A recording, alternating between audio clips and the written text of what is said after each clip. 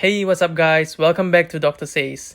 Have you recently started on metformin by your doctor for diabetes or PCOS? Or have you been taking it for long and you're not sure what is it anyway? Today, I'm going to tell you what to look out for if you're on metformin. And if you stay to the end of the video, I'll share with you some tips you can do to avoid some side effects.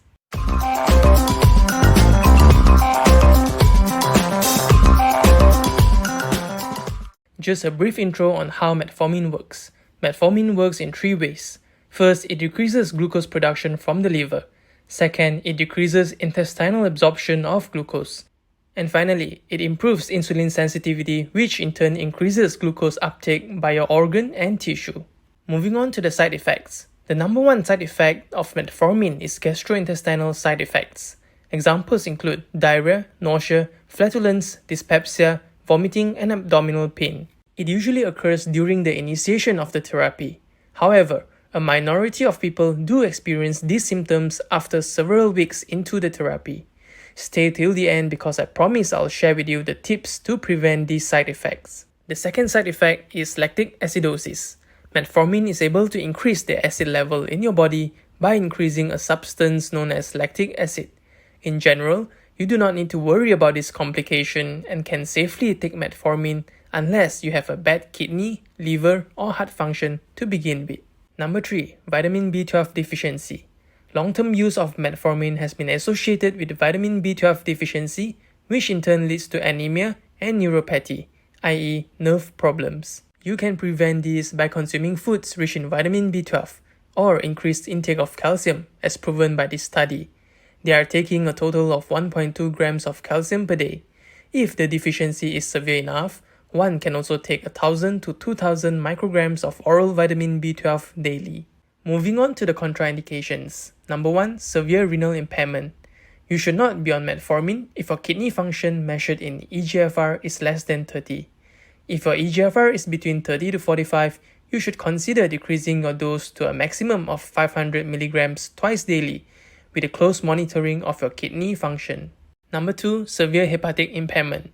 If you have liver failure or cirrhosis, metformin increases the risk of lactic acidosis. Number 3. Severe unstable heart failure. Again, a very poor heart function leads to poor tissue perfusion, therefore once again increases the risk of lactic acidosis. Now, as promised, here are some valuable tips if you are on metformin. If you experience GI symptoms, here are some ways to prevent them. Number 1. Avoid rapid dose escalation. You may start with 500 mg once or twice a day and then slowly increase to 1000 mg once or twice a day. Your stomach will thank you for that. Number 2. Use extended formulations. An example is metformin XR. You are required to only take once a day in extended formulation, therefore less frequency, fewer side effects. Number 3. Take it before you sleep. You can do this on both metformin or metformin XR. By taking it just before bedtime, the majority of my patients did not experience the dreaded GI side effects. Well, I guess your bowels need a rest too. Number 4. Stop metformin if you are seriously ill or unwell. Many of times I've encountered patients who are unwell for days and days, and yet they are continuing taking their metformin. This is dangerous as we have seen metformin tend to increase your body's acid levels. When you are ill and unwell, your blood acid level is naturally high. Therefore, metformin will only exacerbate your condition by making your acid level even higher.